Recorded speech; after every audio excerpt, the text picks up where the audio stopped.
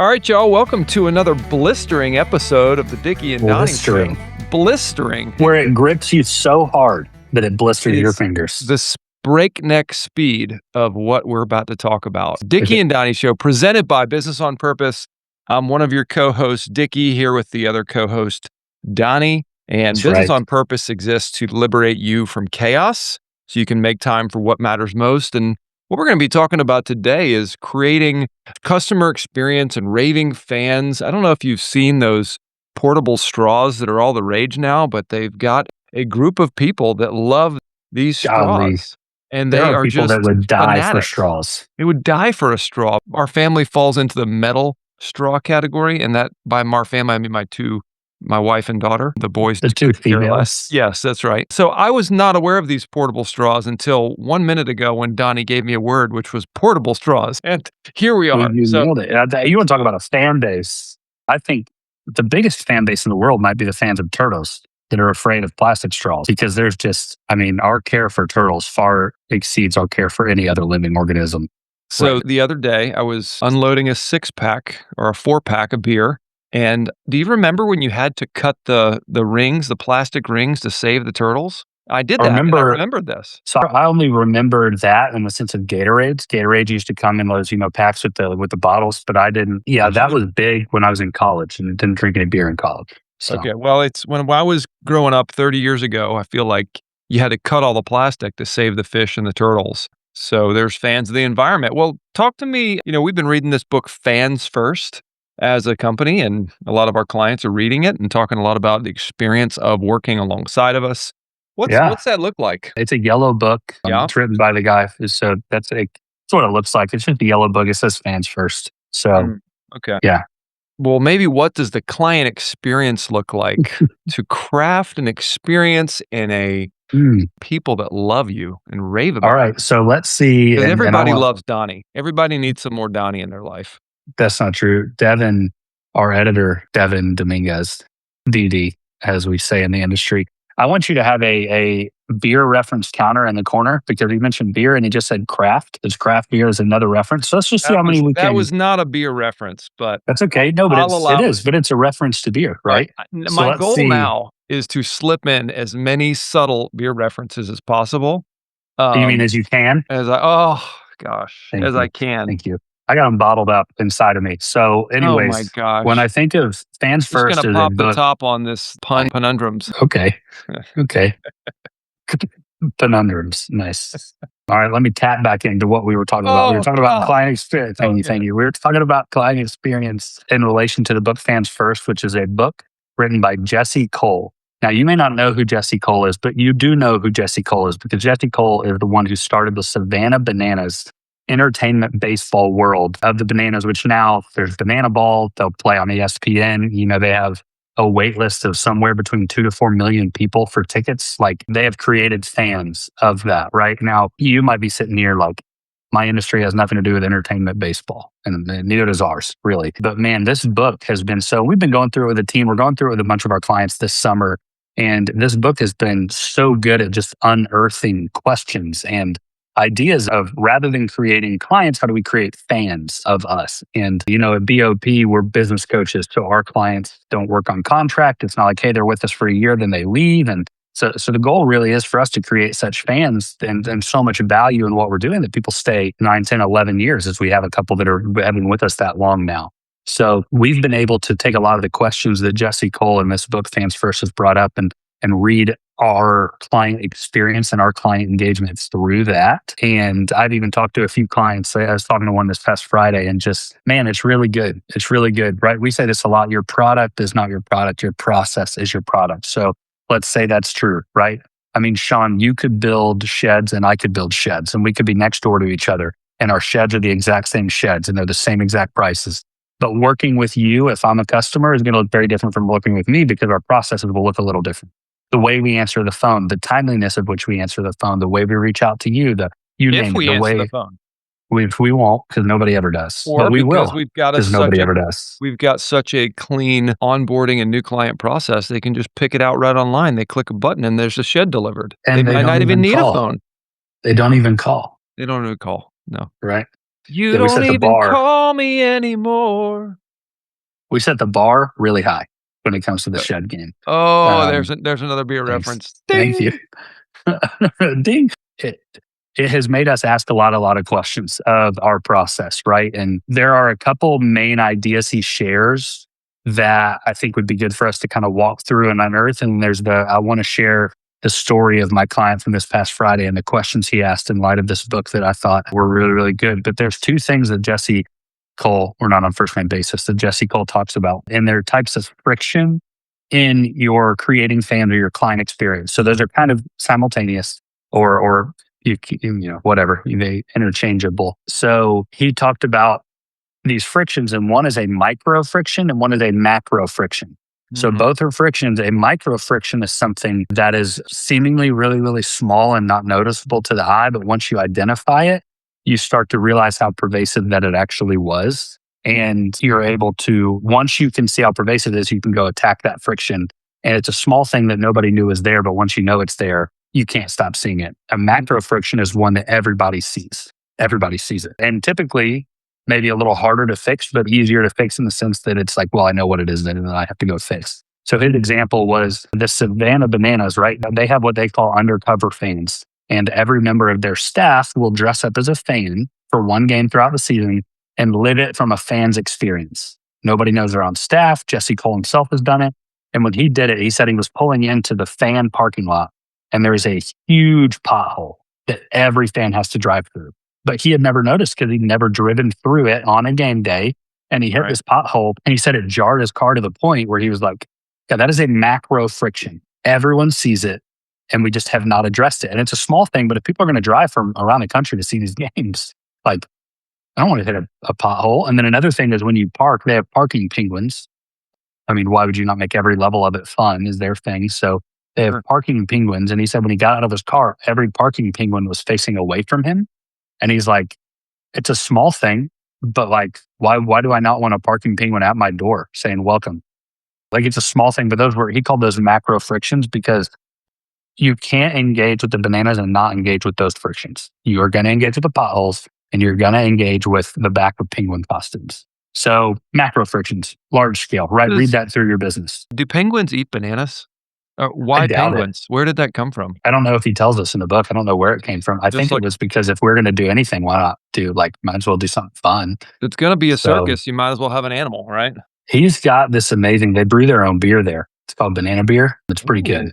It's pretty good. Well, traditional like triples, like Belgian beers have like a banana flavor to them. That's why I love bananas. I don't really. And I love, I love banana bread. I made some last week, but I don't love banana beer, like the that's fair.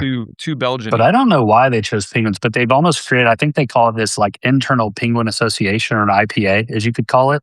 And they, thank you. I've been waiting to get that one in there. Oh my gosh, dude, how do you do this? Like, I'm not it's a curse. It's a curse. It's a gift. I mean, you have a gift. I don't know about that, but so those are macro frictions. You can't engage with the bananas and not engage with those things. And then a micro friction is, he said that and if you've been to a Savannah Banana game, you'll know the truth of this one. They had a fan sitting in the stand, and there was a 10-second break of the game where there was no music. Now you're like, only 10 seconds? Yeah, there's that microphone is being used 100% of the 2 hours of that, and even the hour prior. Like, there is no dead space and sound. That was intentional, because typical baseball, they would argue, is very boring and methodical and slow, and they were changing that. And that fan was because you sit there and over a 3-hour gap, 10 seconds of silence doesn't seem like much. But they called that a micro friction of like, no, like, we didn't notice that there was a break in the program for that little bit of time. But when our fan was undercover, they noticed that it was the only time, the whole time, they were sitting there quietly next to the people next to them. By the way, if that's the experience you want, go watch real baseball. If you don't want that experience, go watch the bananas. So I am at the point of my life where I would enjoy watching real baseball. We went to a Greenville Drive game. It was awesome. A couple weeks ago. And they had a full plate of food and all these cold drinks. And we just sat there and watched the baseball and heckled the guy in the outfield, James, who threw us a bunch of baseballs. And it was such a nice experience from the Green Monster. James from UTSA, go Roadrunners. That's what got him. We were yelling at him. And when I said go Roadrunners, he knew we had done our research. We did not come unprepared. Yeah, we had this one prepped. He had transferred his freshman year, and I was ready to yell, "You should have stuck it," name the other school. But it didn't look like he was excited to be out there. So he needs to stick with real baseball because he would never make it for the Bananas. But anyways, there are these micro frictions, right? Where they're small, but once you start to see it, you're like, God, this friction just continues and continues and continues. So So you say those I haven't read it. The micro frictions continue in the same way? It's the same friction, or it points to something bigger that always yes, and I think I think you nailed the reason it's so hard to find them is because they'll hide themselves as something of like, oh, well, the microphone, there was no one on the microphone for 10 seconds. The micro friction might have been something happening up in the office up there where it's like, oh, but they had so much chaos that the guy on the mic had to turn away. And it's like, no, the micro friction is we have people running in and out of chaos because maybe the printer is in that room and people need the printer. But that's the same room that someone has to be on the microphone. So it doesn't seem like the printer has anything to do with that. But there's like, that's an example. But there's those type of things you read into your business where you're like, God, if we really boil this down into what the actual micro friction is, we start to see that it's super pervasive and it's starting to affect way more things when you think of our client experience, because it's one thing to affect your system and your process. But when your system and your process has a direct negative reflection on your client or fan engagement, which you wouldn't know until you dive into it because you're like, oh, well, people love us. We got 38 5-star reviews on Google. It's like, yeah, but you got 7 people you haven't returned a phone call to. So like there's 7 less people that get to do a 5-star review and whatever it is. So when you hear that, Dickie, and I know we looked at these a little bit at our team retreat a couple of weeks ago with our own client experience, looking introspectively. I guess, how would you engage with that if you were coaching a builder or a contractor, really anyone, with identifying different micro and macro frictions? Yeah, great question. I think what I was hearing with those micro frictions, and I've said this for many years, those are, call them weeds in the garden. And, you can pull one up and you pull another one up. But if you ever we have a ton of land around our house. It just feels like we're always pulling weeds and trying to keep the landscape up. Weird flex, but okay. I mean, that's not a flex. It's just we have a ton of What's it like to be a property owner? I'm a homeowner. I don't know much. What's it like to own land? Don't tread on me, bro. Don't tread on me. I'll come out with my guns out. But you can pull a weed and it goes away, right? So a microfriction might be pull a weed. We've also got bamboo on our property. I call it damboo because some moron planted this years ago thinking, oh, this will be a great hedge. And I can well, it's everywhere. And when I first built the house, renovated it, I had to take out 12 dump truck loads of roots of bamboo because it goes 18 inches under the ground. And you have to get all the way under the roots because every single module of a bamboo root can grow a stalk of bamboo. So you imagine every 2 inches can grow a stalk of bamboo. So when I hear about these micro things, to me, it's like bamboo. There's something under the surface that these micro frictions will cause. So I'll give you a business owner example that we hear a lot. So the business owner makes really fast, impulsive decisions. The business owner lacks communication. The business owner is somewhat isolated or alone, right? So these are all kind of micro frictions people would say are harmful to the organization. Well, the deeper bamboo root would be the business lacks process. The business lacks discipline, or the leader lacks discipline. So that's like a micro friction that earths or teaches us about a deeper system. And those are the harder challenges to solve. Like it's easy to say, okay, you lack communication. We're going to change your communication style. What you can't change is the deeper change is really the lack of process and discipline that most business owners need, both personally and in their business process. Yeah, man, that's so good. And I mean, this is when I would recommend you actually pause the podcast and just start writing down what are the clear frictions you're seeing, those macro frictions, and then dive deeper and see what the micro ones are, right? So I'll give an example of, I was talking to one of my clients who's been with me a number of years now, and he's a home builder. And he was reading this book while he was on the beach. I'm happy that he spent time on the beach because it's on his vision story to spend more time on the beach. So it's like, awesome, good for you. And he said, he said, Dickie, Donnie, whatever my name, Brandon. Donnie? He said, hey, Donnie. He said, when I think we're really good at creating fans when we can get them to sign a contract. once we have them, we're really good. Now he's like, we can get better. He's like, we have 5 touch points that are very strategic and a huge blessing and a celebration throughout the build. You need 20. We're not where we need to be, but we're good at creating fans. He said, but where I'm not good is we don't create fans before they become clients. And I was like, what do you mean by that? And he's like, I was reading this book and he's like, you're not in my business every day, so it's not as obvious to you.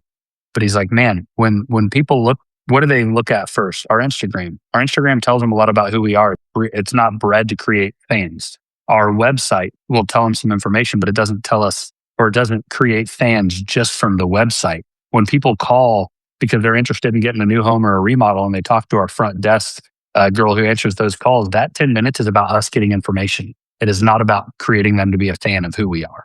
Beautiful. And he's like, it's a small thing. Really, he's like, but I think of when we get to the client contract, boom, we have an experience. But before that, it's just a transaction up until it becomes a money transaction. And then we can look into it. And I just thought that was a really good way of thinking through it. And like, take that mindset and take it to whatever aspect of your business where you're, where are you losing people? Because there's probably a lack of fanship being created. So I just shared the BOP's master process roadmap. And so it's what you're telling me is that in the marketing side here, he's not creating fans here. If he was us, and one to the right. Oh, and sales. Oh, so okay. Here's the contract here. It's the second the second someone says, "Hey, I want to coach with BOP." Boom! Now we're in. Now we'll create a fan out of you. And what he is saying in his building company is he has neglected the fanship on the left side of this mark. If you're watching, fail fan. Oh, okay. Fans are here, right? So once he starts operating, delivering on his contract. So this is what I've always loved to see visually is that if I have a core value or if I have a conviction, what we're saying is a fan experience, say to pick one of our core values, a work worth doing, right? Yeah. Does that extend width-wise all the way through? So if I see that as a work worth doing in marketing, a worth doing in sales, a work worth doing in coaching, in admin, and then tech stack, does tech stack enable us to do meaningful work that develops?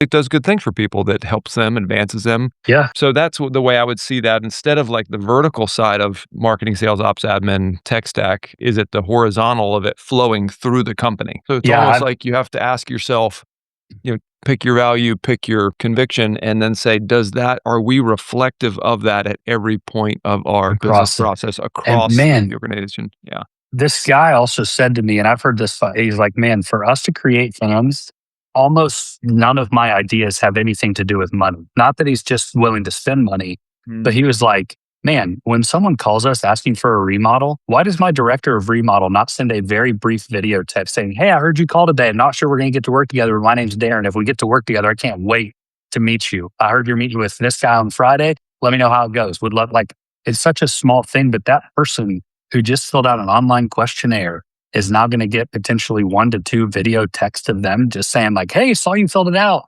rather than a pre-baked email response, which I love automation. Go for it. But it's a little thing. He's like, man, for that person to take 2 seconds out of their day to film quick video and text it takes no time at all. And it's free. So it's a little thing. Or when, what does it look like? It costs time. Well, you're right, but it doesn't cost additional resources. It does cost time, but is that tokens or is that 15 seconds of time worth an extra client? You know what I see as the biggest obstacle in that, of doing that, is perfectionism. And I have this because I'm like, well, if I'm going to make a video, I need to make it perfect. Or if I'm going to do some sort of physical or, this video touch point, I'm going to re-record it 12 times. I love that you just say, you have 15 seconds, make it 85% as good as you can, send it. And there's the authenticity of that to just be real. And people don't want a house built by robots. They want a house built by people. So if you're just showing them that even if you are in your truck and you're like, I literally pulled over into the gas station because I just got a notification that we might be getting to do some work for you and that I can't wait to meet you. That's all it takes. That's all it takes. You sold me. Come buy a shed, boy. Buy you a shed. Did you ever watch the Story Brand video, Donald Miller, that I sent out months ago, where he's talking about the elevator pitch? One of my clients had sent it. I think he had sent it to me. So he's talking about how to build an elevator pitch, 5 second, 30 second, 2 minute. What do you do? It's the what do you want results, or what's your problem? What's our product that offers a solution? And then how are you going to feel? What's the outcome you're going to get when you? Mm. So, like, we solve the problem of business owners in chaos. Our product is an operating system. How they're going to feel? They're going to feel delighted, joyful. They have time and money to do what matters, right? That's the elevator pitch experience. Well, It's so good. in that conversation, he talks about his builder. And he said, when I first met my builder, he came over and he asked all the questions. And he says, well, here's how I work. I build one house a year. I never stop building your house. I'm always building your house. It's all I think about. It's going to take a lot longer. It's going to be a lot more money, but you know that I am only working on this house. And if anything ever goes wrong on your house, it's a light bulb that needs to goes out and you need it fixed, you call me and I'll have it done. And Donald Miller goes, he built our house. Now, it goes against what's cheaper, what's faster, all of that stuff. But there was a market that he said, it's full service, literally full service. I am on your house. And I really love that because it captures that money and value money isn't the only value people have. But what does that show? Like, that shows something, and I think it goes through, what do you want in your client experience? How do you want your people to feel right when you get them? And there's, the tool that we would have there is, what's your vision for your business? Because some people don't want to build just one house a year. Totally. But we call it, there's this percentage of like, how actually believable is your vision, your actual believable vision, your APV percentage, right? Your APV per percentage, whatever it is. I'm trying to fit that one in there. Thank you. But is your vision believable enough to like run with, and for you to say like, man, I'm going to potentially get a no out of them because I'm like actually believing where I'm going. So I have like, hey, I'm only building one house, but I tell that to two people, but I'm only building one house. Do you believe in your vision enough to be like, hey, I'm only building one because that's what my vision is? So both of you say yes, not going to happen. Vision and values should be polarizing. It should force you to go one way or the other, which people feel limits them. All my business owners tell me, yeah, but I want to still sell. And I'm like, if you sell a $5,000 job 20 times, wouldn't you rather sell one $100,000 job once? And they're like, well, I guess so, but they won't give up those little, and I'm like, I'm not telling you which jobs. I'm not the business owner. It's not my business, not my monkeys, not my circus. But I am telling you that you're going to run yourself ragged on 20 jobs. And they're like, yeah, I get that. I think you're right. And I'm like, okay, well, just try it. And then, let that vision polarize and force you into a place where you're doing what you said you were going to do. I think that, and I bet you would agree with this, for contractors, that's one of the very first sobering moments for them is the like, what do I actually, like, okay, no, I actually believe in this. And you're right. I'm like going to say no to 19 $5,000 jobs because I need the one $100,000 job. And it's so hard because you have to be so vision driven to say, I'm going to say no to 19 $5,000 jobs to accept the one. And if we're talking about scarcity mindset, most people believe that there's not enough work, there's not enough people. There is. You just need to be in front of the right people. And if you stop doing some things, you're gaining back time, which is going to push you into spaces. It's hard to be uncomfortable. I mean, this is the purpose, what we say this is just the basic of being in a business leadership role is it's uncomfortable. Yeah. No, it's so good. So good. So what would you say? I mean, how much longer are you going to wait, to actually get to your vision? Did you catch that one? Was that a beer analogy? I'm trying. How much lager? How much lager? Oh, I didn't even think about the other type of an actual lager. I could have fit that in. I'm sitting here in my head thinking, what are the ones? I got a couple, but I don't know how to fit them in. I'm just going to sit here and whine about how I can't do those things. That's not beer. You make me want to hops off this Zoom right now. Exactly. That was the joke. I'm whining about not being able to do that as well as you. It is what it is. I got to go. Did you get the one I just said too? No, what'd you say? About the hops off? Oh, of course. Zoom? Yes, I got that for sure. Thank you. I'll tell you what I've been really trying to do is Hefeweizen. And I kept thinking of like, Hefe is like, do I say something about cows? Like for heifer? Or do I like someone huffing and puffing? Could I get Hefe in there? And I just haven't found a good one. But I was trying to think of one to do with Hefeweizen and I couldn't. Wheat beer is really hard because like wheat is such an easy word, but it'd be so easy you wouldn't have any idea. Keg is hard. Like I couldn't think of a way to do a keg. Yeah. I'm sitting here pouring over all the options. Support. That's for Chad. Japanese beer. At this point, are any of our listeners still with us? Check, No. mic check. Are we there? No, they're not. They're all drinking a beer. It's like, did you ever watch that show? What is it? It's about the guy that only ate McDonald's for a month. Oh, Supersize Me. Sure. Yeah. Which direction did that take you? Never eating McDonald's again, or did you pause the show to go get McDonald's? Because I paused the show with my wife to go get McDonald's and bring it back and eat it. That is amazing. I don't eat a lot of McDonald's, but I'll tell you what, man, a sausage, egg, and cheese McGriddle does me right. I mean, there is something special in that. Thank you all for joining us on a client experience of the Dickie and Donny Show, and huge thank you to our new presenting sponsor, Happy Dads. Happy Dads. And they will be on our podcast very soon, so we're so glad to have them. I'm Dickie. This is Donny signing out. For more information on how we can liberate you from the chaos of a business that owns you and you need to own your business, go to businessonpurpose.com/healthy and take a 7-minute business assessment. See ya.